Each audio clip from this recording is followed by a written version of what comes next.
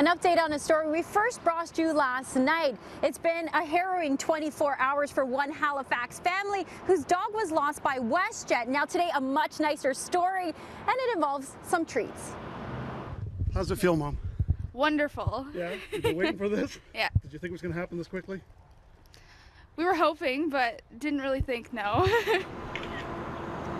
Lots of kisses from Cooper, a golden Labradoodle at the Hamilton airport early this morning. Cooper was supposed to be flown from Halifax to Newfoundland Wednesday, but somehow ended up in Hamilton. While there, he got out, sparking an all-night 24-hour search. Today, those efforts paid off. Cooper was found a bit hungry and a bit wet, but just fine, and his owners couldn't be happier.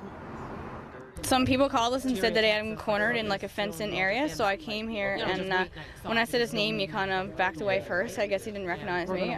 He was so traumatized.